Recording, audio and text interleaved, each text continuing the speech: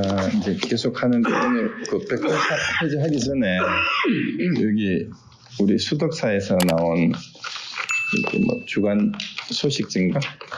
여기에 월간 소식지인가? 주간 소식지 같으네요. 경은 스님 기사가 나와서 같이 보려고 가져왔는데요. 여기 앞에는 이제 경의당 성무대에서 170주년 탄신 달에 해가지고 여기는 그 상세한 것보다 간단하게 그냥 경은 스님이 어떤 분인가 하는 양력이 나와 있어요. 여기 일단 보시면은 양력이 이제 대웅전에서 있어 170주년이 됐으니까 경은 스님이 1849년에 나셔서 1912년에 돌아가셨으니까 여기 한국 근현대 불교를 개칭한 대선사다 이렇게 나오고 깨달음의 얘기도 거기 나오고 여기 보세요. 깨달음에 인연이 되는 부분이 저는 개인적으로 이 경의 스님이 그 깨닫게 된 계기가 그 1879년 11월 10일 동학사 밑에 살고 있던 진사인 이처사의 한마디 소가 되더라도 콧구멍 없는 소가 되어야지 이 한마디를 전해주고 바로 깨달았다고 합니다. 근데 여기 조금 제가 알고 있는 건 좀 다른데 그 내용이 뭐냐 하면 경의 스님이 이 깨닫게 된 계기가 경의 스님이 이때 동학사의 강원에 강사를 하고 있었대요. 그래서 강의를 잘해가지고 강사로 아주 이제 이미 유명했는데, 그때 이제 이 깨닫게 된 계기가 그 자기 출가한 은사 스님을 만나러 잠시 이제 어딜 다니러 가셨다가 그 비를 만나가지고 비를 피하려고 들어가는 마을에 그 전염병이 돌았어요. 아마 그때 콜레라가 돌았는 것 같아. 그래서 아무도 안 지어주려고 해서 이상해가지고 이제 나중에 알아보니까 이게 이제 그 전염 돌림병이 돌았으니까 외간 사람들 아무도 안 지어준다고 해서 처마 밑에라도 좀 자기 가게 해달라고. 그리고 그 얘기를 듣고 갑자기 이 사람이 그 경의 스님이 그 이제 망감이 교차한 거예요. 내가 여기 있다가 막 비는 쏟아지는데 밤은 어두워져서 시어는 가야 되는데 여기 있다가 나도 돌림병 걸리면 어쩌나 하는 두려움이 드는데 또 한편으로는 사람들이 이러고 돌림병이 돌면은 이대로 두면은 큰일 나는데 자기가 아는 상식으로는 이제 그럴 때는 물을 절대로 생수를 먹으면 안 되고 물을 끓여서 먹어야 된다는 거 알아가지고 그 날 새는 대로 동네 사람들이 이제 문전박대를 하고 이러는데도 설득을 해가지고 아픈 사람을 구원을 하면서 빨리 물을 끓여서 먹어라. 절대로 찬물 먹지 말라고 해가지고 동네 사람들 구원을 그 물을 끓여가지고 그 간호하는 요령을 가르쳐주면서 하루 종일 그 집집마다 물을 끓여주고 또 누워서 있는 사람들한테는 거동도 못하는 사람은 자기가 물을 끓여가지고 먹이면서 이렇게 했는데도 계속 두려움이 떠나질 않는 거예요. 한편으로는 이 죽어가는 사람을 두고 떠나는 게 도리도 아니다라는 이 마음 때문에 일을 하면서도 속으로 내가 전염병이 들면 어쩌나 싶어가지고 덜덜덜 떨면서 일을 하고 나서 하루 종일 자기가 너무 한심한 거예요.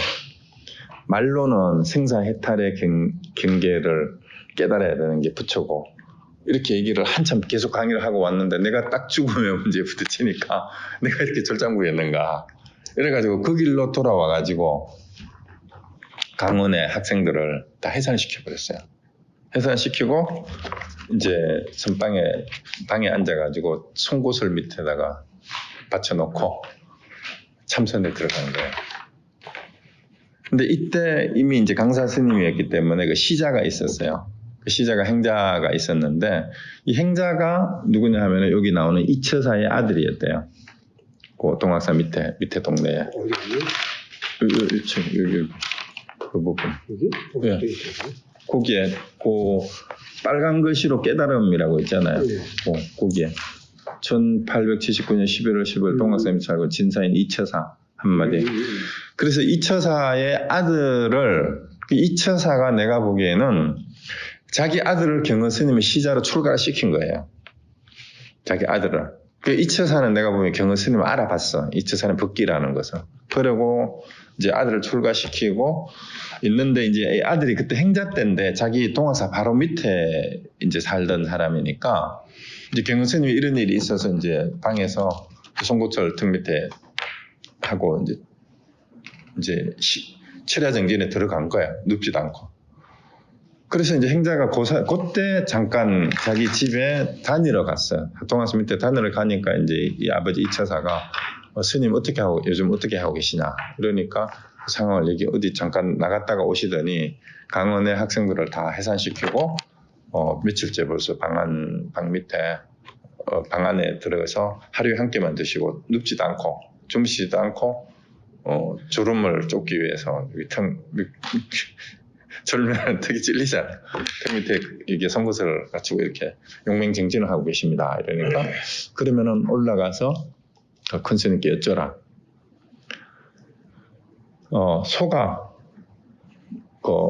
콧줄에 낄 콧구멍이 없다. 이게 무슨 뜻인지 스님한테 여쭤라 얘기를 한 거예요. 소가 코가 있는데 원래 콧줄을 껴야 되잖아요. 그 콧줄을 껴야 될 콧구멍이 없다라는 얘기를 무슨 뜻인지 여쭤라 한 거예요. 그래가지고 이제 그 행자가 집에 갔다 와가지고 스님한테 이제 스님 밑에 제가 집에서 아버님을 뵙고 왔는데 이 말씀을 여쭤보라고 했습니다. 소가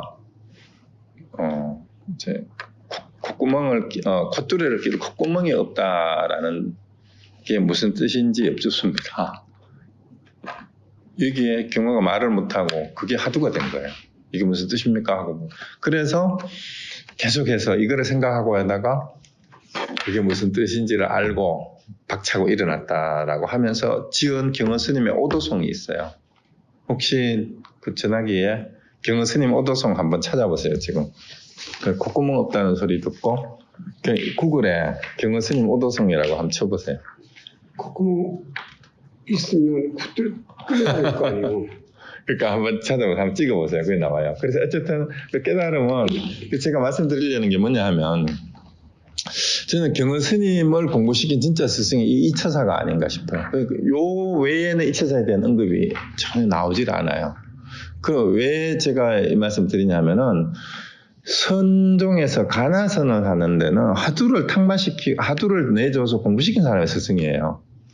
출가해서 형식적으로 걔를 수계식을 해준 스님이 형식적으로는 출가 문중이 되죠. 그거는.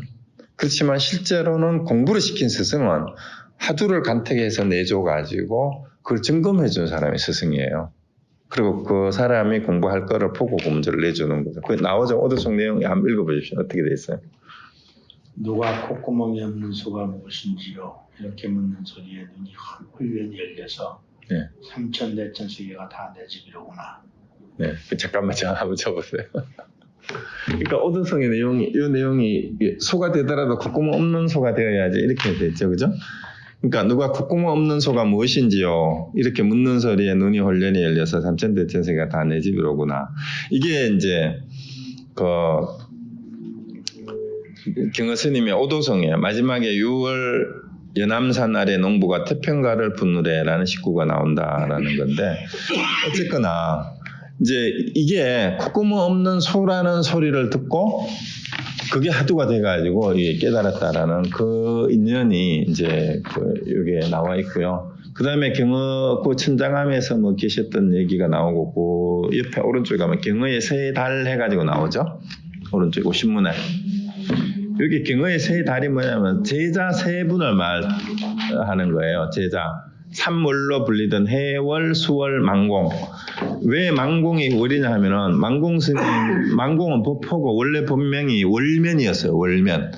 망공 월면이에요. 그래서 앞에 월자하고 해월 스님, 수월 스님 이 세 분을 삼월이라고 해서 경허 스님의 이 세 분의 제자예요. 그런데 이제 수월 스님은 만공이 만월에 망공 월면 그래서 그 월자가 들어가서 삼월이라 그럽니다. 그 수월 스님은 이제 그 일제시대 때 만주로 가서 종족이 감춰져서 그 제자들이 그게 끊겼어요. 근데 해월 스님 제자들은 전에도 한 말씀드렸듯이 지금 그 진제 스님이 해할 스님 법맥이에요. 이게 그 향곡 스님, 그 다음에 이쪽으로 이렇게 이어졌고, 그 다음에 이제 만공 스님 법맥을 이은 분이 그 정강 스님이고, 정강 스님 제자가 지금 용화사, 인천 용화사 조실로 계시는 송담 스님이고, 제가 공부한 분이 만공 스님 제자였던 해암 스님 문중이에요. 그 해암 스님이 수석사 방장을, 초대 방장을 하셨어요. 그래서 제가 이걸 가지고 온 거는, 그리고 경허 스님이 우리 그 해암 스님의 할아버지니까 우리한테는 증조 할아버지, 고조 할아버지 격이에요. 그러니까 그 법맥이 있는 그런 이제 공부를 한다라는 거는 이게 제가 생각에 진짜 복이에요. 그래서 제대로 된 법맥에서 공부를 한다라는 것은 단순히 그 문중에 들어갔느냐 안 들어갔느냐 그 의미가 아니고, 진짜 깨달은 조사가 직접 확인해준 그런 공부를 증검할 수 있는 곳이냐 아니냐예요. 그래서 굉장히 중요해요, 이게 사실. 이거를 여기에 들어있지 않은 사람은 뭐 다른 데서 나름대로 어디서 공부하고, 물론 다른 데서도 법맥이 있을 수는 있어요. 근데 경허 스님이 왜 이렇게 대단한가 하는 거는 그 다음 요 신문을 한번 보세요, 요거. 이게 보면 경스님 영정 사진이 그 신문에 나와 있는데, 이 경스님 본문이 임재스님의 내용 본문하고 별 차이가 없어요. 거기 한번 보겠습니다. 분별심이 없거늘 일체법이 무슨 소용이래요? 제목부터 오늘 했는 내용이잖아, 그죠? 근데 거기에 이제 일찍 경허 스님이 연안산 천장에 머무르고 있을 무렵 암자에서 좀 떨어진 산모퉁이 골장에 지장암이란 초가 암자가 하나 있었다. 경허 스님은 홀로 이 토굴에서 정진하곤 했는데 이 토굴과 경허 스님을 얽힌 빼놓을 수 없는 일화가 하나 남아 아직까지 전해지고 있다. 음동설안의 한겨울을 토굴에서 혼자 정진하며 지내기로 작정한 경허 스님은 낡고 허러 벽에 틈이 벌어지고 문창이 뒤틀린 토굴을 수리하기 시작했다. 불장의 소지, 이 불장이 뭐냐 하면은 서고예요, 서고. 도서관, 책장이라는 뜻입니다. 소중히 보관되어 있던 경전들을 가지고 와서 남김없이 뜯어서 풀칠하여 문도 바르고 벽도 바르고 방바닥도 바르고 천장까지 모두 발랐다. 토굴로 찾아간 제자들이 이 광경을 보고 모두 깜짝 놀라물었다. 스님, 성스러운 경전으로 이렇게 벽과 바닥을 발라 도배장판을 해도 됩니까?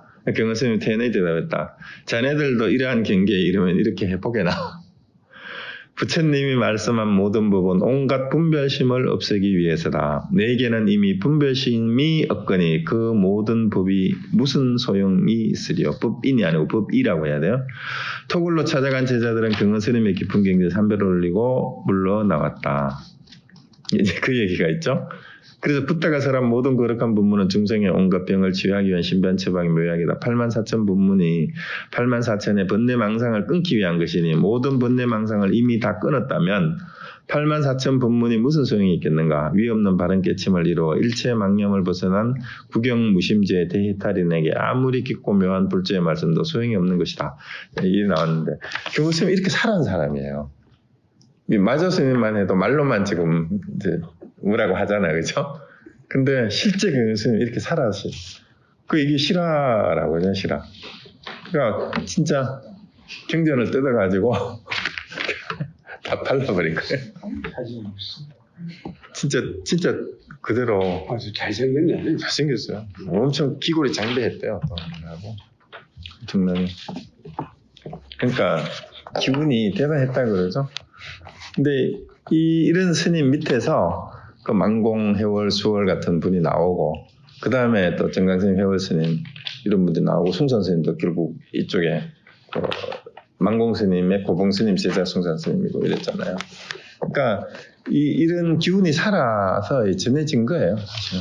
그러니까 저는 솔직히 개인적으로 너무너무 감사하고 진짜 복이 전생에 무슨 복을 지었길래 이 복을 만났는가 하는, 그거는 저는 사실은 진짜 감사해요. 내가 공부가 부족하고 성질이 더럽고 이런 건 내 탓이지만 이 스승을 만난 은혜는 진짜 내가 너무너무 복이 많은 것 같고, 사실 여러분도 그런 점에서는 엄청 복이 많은 것 같아요.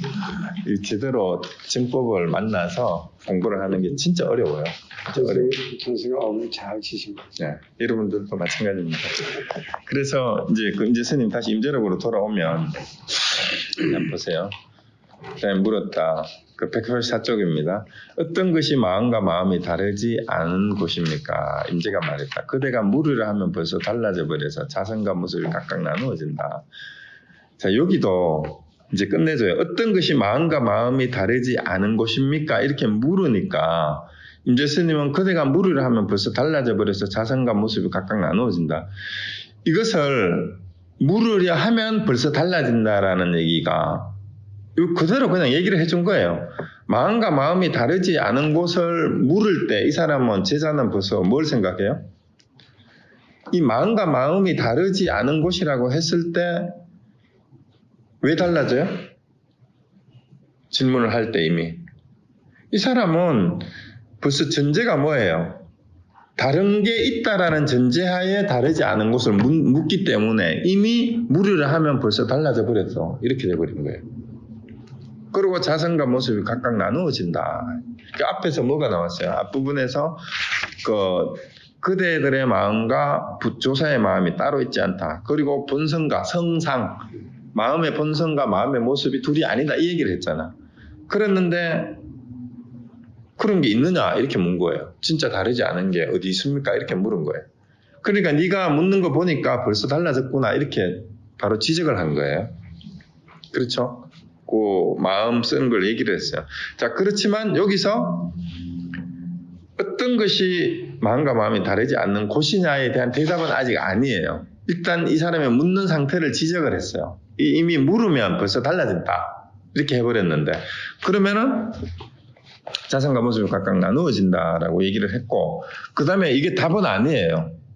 달라졌다라는 제자의 상태만 지적을 해놓고는 그렇지만 다르지 않은 것을 가르쳐줘야 되잖아. 어디 다르지 않은 것이 어떤 것인지. 그러니까 그 다음에 세간이나 출세간의 모든 법은 전부 자성이 없고 생겨나는 본성도 없고 다만 헛된 이름이 있을 뿐이다. 이름 또한 헛된 것인데 그대들은 저 부질없는 이름을 이렇게 진실하다고 여기네 크게 착각하는 것이다. 설사 무언가가 있다고 하여도 모두가 의지하여 변하는 경계이다 하고 이제 자성과 모습이 마음과 마음이 다르지 않은 곳을 물으니까 이제 그걸 들어가지고 쭉 설명을 하는 거예요 지금. 그러니까 마음이라고 하든 뭐라고 하든 그 다음에 얘기가 뭐냐면 보리라고 하든 열반이라고 하든 해탈이라고 하든 이 얘기를 하고 있는 거예요. 보리라고 하면 보리라 하는 의지가 변하는 경계가 있고 열반이라고 하는 의지하여 변하는 경계가 있고 해탈이라고 하면 해탈이라는 의지하에 변하는 경계가 있고 삼신이 이제 그 법신, 보신, 하신이었죠. 삼신이라는 그런 말을 하게 되면 또 삼신이라는 의지하에 변하는 경계가 있고 경지라는 말도 하게 되면은 또 경지라는 게 또 어떤 경계가 되어버리는 거예요. 그래서 경지라는 의지하에 변하는 경계가 있고 보살이라고 하면 또 보살이라는 의지하에 변하는 경계가 있고 부처라 하면 부처라고 의지하는 경계가 또 있는 거예요.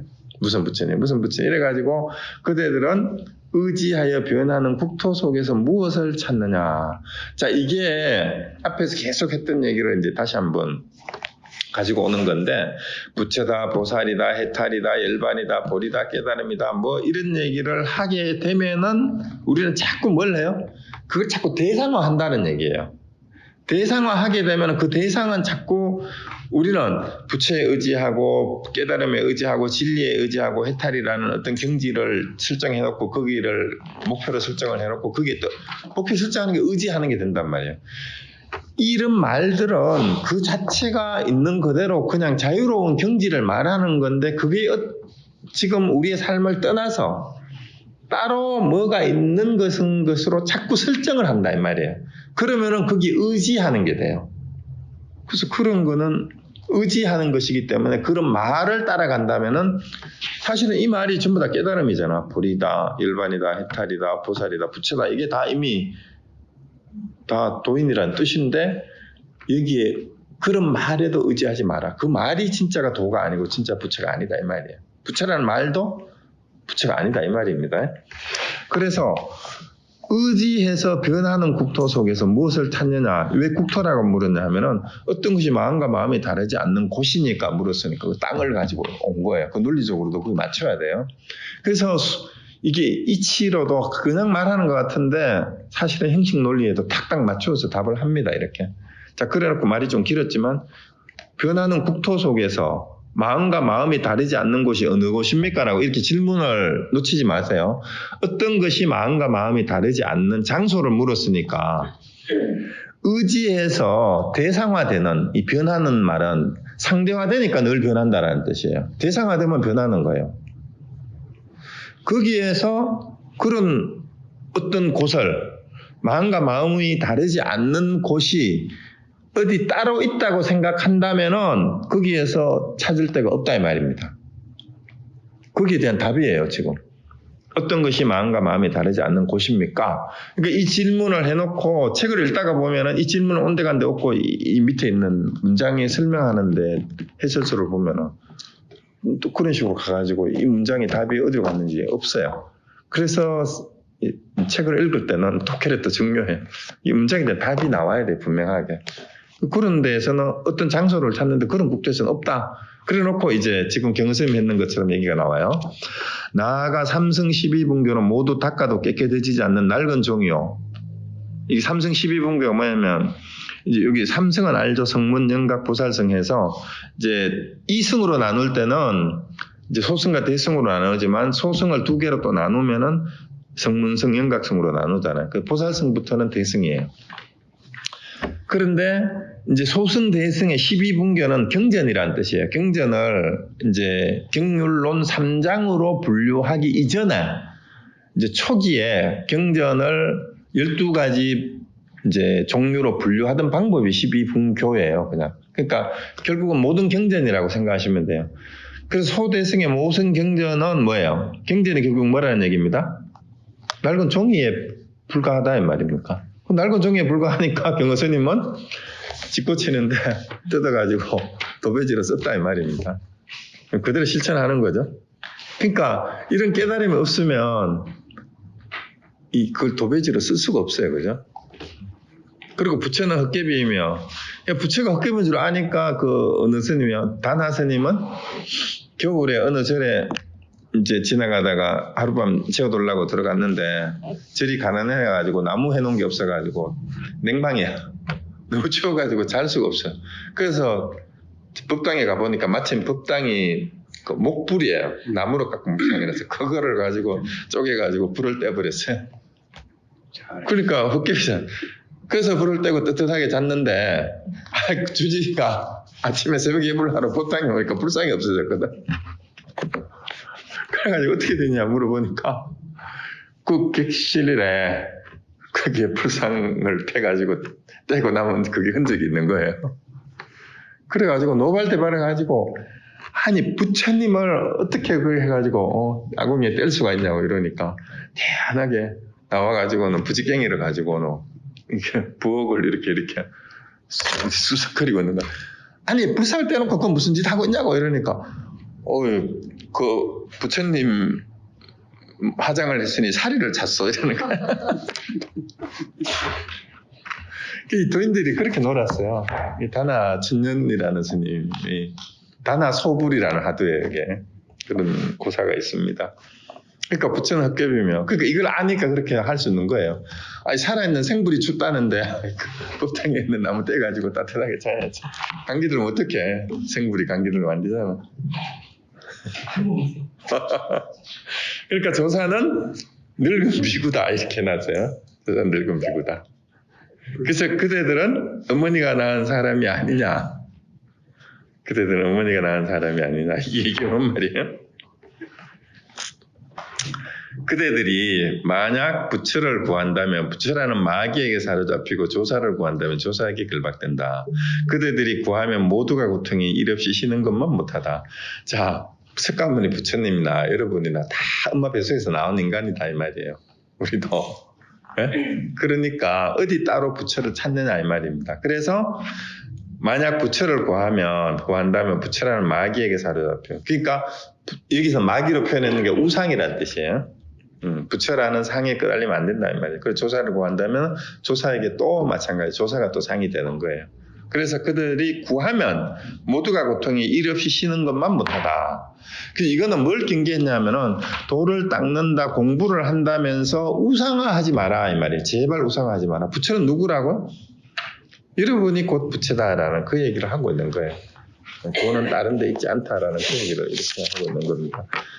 그리고 이제 그 다음에 하나 더 빨리 합시다. 내용이 똑같으니까. 그다음에 부처가 어디에 있는가 이 말이에요. 그 186회 쪽에 가면 어떤 부류의 까까머리 중원 왜 이제 이 사람도 번역도 이렇게 대놓고 하냐 하면 여기 이제 한자로 독비구라는데 대머리 독이란 뜻이에요. 이거는 거기다 나오지만 머리만 깎았을 뿐 법을 보는 안목이 없는 어리석은 성녀를 가리키는 말이라고 주석에 나와 있죠. 550 밑에 그 주석에 186페이지에 머리만 깎았으면 법을 보는 안목이 없는 어리석은 성녀. 이 깎아머리 중은 배우는 사람들에게 말하기를 부처는 구경의 경지이니 무한한 세월 동안 수행한 공덕이 가득해야 비로소 도를 이룬다. 이렇게 해가지고 점점 진짜 도를 깨닫는 인연을 자꾸 멀게 만들어진 것을 깨버린 거예요. 그 형식적인 그런 거를. 그래서 그냥 바로 깨달으면 되는데 왜 쓸데없이 이런 말을 해가지고 그 얘기죠. 그래서 스님들이요. 그대들이 만약 부처는 구경의 경지다라고 말한다면 무슨 까닭에 부처는 80년 뒤 구시나가라 성의 사라상수에서 옆으로 누워 죽었겠는가? 부처가 구경의 경지면 죽지 말아야지. 여러분이 믿고 있는 석가모니 부처님도 80년 살다가 그렇게 죽은 똑같이 우리하고 나서 죽은 사람일 뿐이다. 이 얘기하고 있는 거예요. 그 우상하지 말라는 얘기죠. 부처가 지금 어디 있는가? 부처는 나의 삶과 죽음과 다르지 않음을 분명히 알아야 한다. 이거는 번역을 이렇게 하지 말고 부처는 내가 나고 죽는 것과 다르지 않다. 이렇게 번역해요. 그게 더 실감나죠, 그죠? 나의 삶과 죽음이라보다는 부처는 내가 나고 죽는 것과 다르지 않음을 분명히 알아야 한다. 우리가, 그죠? 내가 나고 죽는 것과 다르지 않다 이 말이에요. 그래서 그대들은 말하기를 30 이상 80종호가 부처이다라고 하지만 그렇다면 전륜수왕도 마땅히 열어야 할 것이다. 이건 금강경에 나와요. 그러니까 부처님이 옛날부터 전해지는 게 이제 신체에 32가지 큰 특징이 있대요.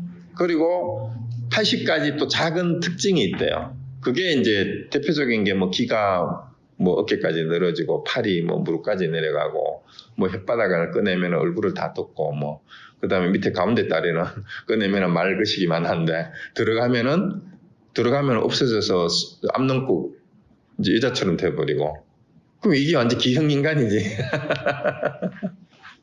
웃기잖아요, 그죠? 유비도 뭐 기가 많고 하고 팔이 길었다는 얘기를 하긴 하는데 뭐 이게 근데 전륜성왕이 거기에 이제 여기 나오는데 그 주석에 그 인도 전설에 이제 그 고대의 이상적인 제왕이 있는데 이 왕이 즉위하면 하늘에서 보리를 내려 바퀴를 굴 전 세계를 평화롭게 다스린다. 그 전륜성왕도 30 이상 80종의 모습을 갖추고 있다라고 전해지는데 그렇다면 전륜성왕은 깨달은 부처가 아니거든요. 그럼 이 말이 이제 그 역설법이에요.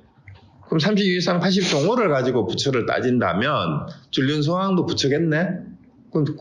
이게 있다고 부처가 아니다 이 말이에요. 이런 특징이 있다고 부처는 아니다 이 말이죠. 그래서 부처님을 괴물로 만들어놨어. 그럼 진짜 괴물이지. 기가 이만하고. 그래서 지금 불상에 보면 기가 엄청 크게 나오잖아. 그죠? 모든 불상이 기를 엄청 크게 만들어놨어요. 근데 기만 크다고 안 되죠. 그 우리가 그 웃기는 말로 옛날에 노통 때 노통 기가 컸잖아. 근데 나중에 알고 보니까 기는 큰데 귓구멍이 작았더라 이런 얘기를 하고 그랬는데 어쨌든 30 이상 80종호란 환상일 뿐임을 분명히 알아라 여기 나옵니다. 그래서 이 사람이 말했다. 열애가 말하는 몸의 모습은 세간의 분별심에 따르기 위한 것이다. 그러니까 이제 부처님이 뭔가 특별한 존재인 것을 이제 설명하기 위해서 과장해가지고 이제 이렇게 이제 얘기를 해놓은 것에 불과하다 이 말입니다.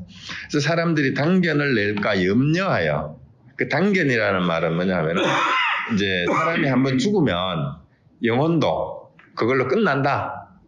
이렇게 생각하는 게 단견이에요. 반대로 상견은 뭐냐 하면은 554 그 주석 보세요 밑에 단견. 그 주석에 보면 만법은 무상하게 생멸 변화하고 사람도 죽으면 몸과 마음이 모두 없어져 버린다고 주장하는 견해. 이거를 단견이라 그래요. 그 다음에 만법의 실상은 영원히 변치 않아서 이 몸도 죽었다가는 다시 태어나서 끝없이 지속된다고 주장하는 게 상견이에요. 그 단상은 단은 끊어진다는 뜻이고 상은 항상 한다라는 뜻이에요. 이 두 견해가 다 한쪽으로 치우친 견해라고 해서 둘 다 변견이라 그럽니다. 변견. 그런데 이제 그래서 단상 사견, 단상 병견 둘 다 그래요. 근데 이 단상 이견을 벗어나는 게 중도예요. 그 단상 중도라고 얘기합니다. 이 둘 다 틀렸다는 얘기죠. 그래서 단견을 낼까 염려하여 방편으로 헛된 이름을 세우니 가령 30 이상이니 60, 80 정원이 하고 말하더라도 모두가 헛된 소리일 뿐이다. 몸이 있으면 깨달음의 본바탕이 아니고 모습 없는 것이 곧 참된 모습이다. 그러니까 모습 없는 모습이에요. 그래서 부처는 행상이 아니다는 얘기가 제일 많이 나오는 경전이 그 금강경입니다. 금강경. 금강경의 마지막 그 끝부분에 여기 나오죠. 금강경 법신 비상분에 보면 이런 개송으로 그 마지막 마무리가 돼요. 약이 새겨나.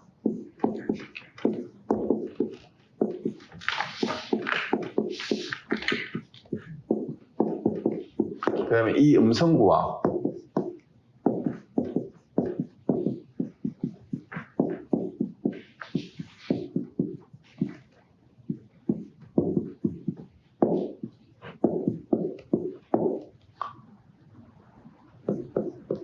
시인 행사도 유명한 개성이죠. 이거는 안경에 그 예리실견분의 개성하고 이게 제일 유명한 개성.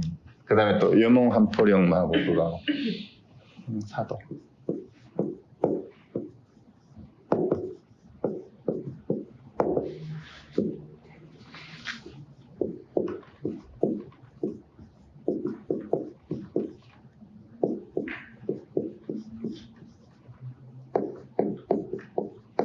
이런 거는 외워 있으면 좋아요. 그러니까 약인 색견아 만약 색으로서 형상으로서 나를 보거나 이 음성으로서 나를 구하면 시인 이런 사람은 사사로운 사악한 삿된 도를 행하는 자다. 삿된 도를 행하는 것이다.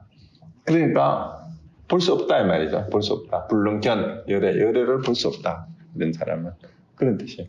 그러니까 행상으로 나를 구하거나 어떤 소리로서 나를 열애를 보려고 한다면 이거는 잘못된 도를 행하는 것이 되니까 열애를 볼 수 없다라는 게 바로 이 내용이에요. 그래서 이제 30 이상 80 종호라는 신체적 특징을 가지고 이것이 부처다 아니다 뭐 이렇게 얘기를 한다면 이거는 바로 여기 이제 부처님의 그 가르침에 위배되는 거고 부처는 어떤 행상도 가지고 있지 않다는 얘기니까 그러면은 거꾸로 얘기하면 뭐가 돼요?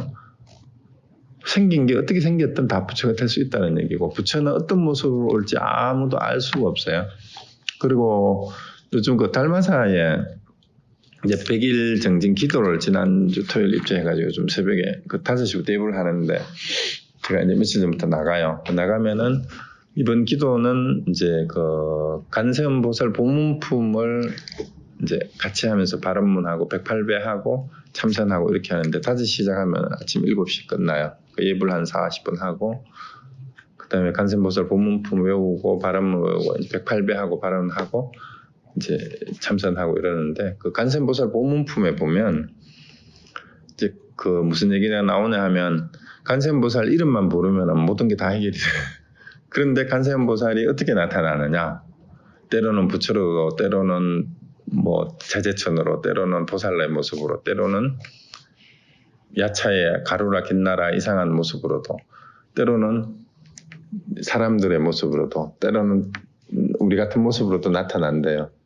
근데 이게 뭔 말이냐 하면은 이 세상의 모든 게 다 간세음보살이라는 뜻이에요. 그래서 이 간세음보살을 이름만 부르면 왜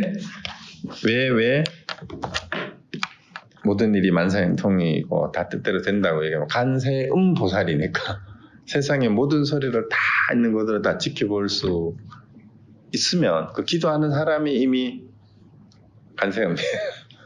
그러니까 세상을 다 간파해서 보는 사람이니까 모든 게 그대로 다 이제 된다는 그런 얘기죠. 그래서 어쨌든 이제 스님 오늘 여기 있는 부분은 오늘은 여기까지만 하는데 따로 부처를 찾지 말아라라는 그 얘기가 되고요. 그래서 경전도 그런데 여기서 이제 하나 경계를 하는 게 뭐냐 하면 그럼 경전을 아무데나 찢어가지고 똥 닦게 하고 뭐 불쏘시게 하고 이러면은 도인이냐? 그래서 이제 막행막식 한다는 말이 거기서 나와요. 그러니까 이제 이 수덕사의 이 가풍을 되게 싫어하는 스님들이 있어. 왜냐면은 이제 경은 스님이 막 이렇게 해놔 놓으니까 깨닫지도 못해놓고 경은 스님의 이런 행동만 흉내를 내고 멋있다라고 쫓아다니는 팬들, 광팬들이 생긴 거야 또 한쪽에서는. 그러니까 자기는 못 깨달았으면서 맨날 주색 잡게 하고 야 경전 그거 볼 거 없어. 경전 좀 한지로 썼나 봐. 옛날에 한지죠 다. 그러니까 벽지 쓸 수. 그게 당연하죠. 당연하죠. 지금 그거 안 되거든. 안 되죠. 담배 바라피기 딱 붙이고. 그렇죠. 그러니까 이제 실제로 그랬어요. 아니 그 실제로 선생님 막행막식 한다고 그러잖아요. 그러니까 행동을 함부로 한다는 뜻이에요. 계율을 어기고. 실제로 이제 경은 스님이 이 부분만 그런 게 아니라 계율 같은 거 이런 거를 그냥 완전히 그냥 파격적으로 그냥 멋대로 해버린 거예요. 그런데 말년에는 여기 나와요. 말년에 보면은 어떻게 하시냐면은 꼭 원년 스님처럼 살았어요. 어떻게 했냐면은 막판에 얘기 나오잖아요. 요거 막 영적 나오는 거 말고 그 앞에 먼저 봤던 신문에 보면 무슨 얘기가 나오면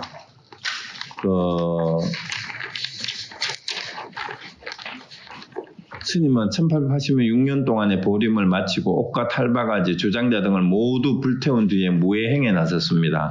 한동안 제자들을 가르치다가 돌연히 환속하여 박난주라 개명하였고 서당의 훈장이 되어 아이들을 가르치다가 한경도 갑산 웅이방 도화동에서 1912년 4월 25일 입적을 하셨는데 이때 그 갑산에 가서 서당 훈장을 하셨는데 그 동네에서 이 스님이 경은 스님인 줄 아무도 몰랐어요. 그냥 여기 나오죠. 위에 그 주장자하고 털바가지 이런 거 다 때려치우고 그 곰방대 담배를 피웠어요. 옛날에 이 관련 그거 피웠잖아요. 이거를 만공 스님한테 주고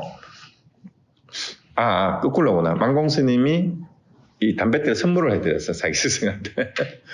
그래가지고 이거를 이제 담배를 피우고 서당 훈장을 하다가 돌아가셔서 종족이 이제 끊어지는 거예요. 그 스승을 못 찾았는데 만공 스님이 어디 이제 그때는 그 분단됐을 때가 일제시대니까 어디 갑산에 경은 스님 모습하고 비슷한 사람이 훈장을 하다가 죽어 돌아가셨는데 어떻게 그 소문을 듣고 혹시나 해가지고 만공 스님이 이 동네를 찾아갔대요. 찾아가서 그 동네 사람들한테 물어보니까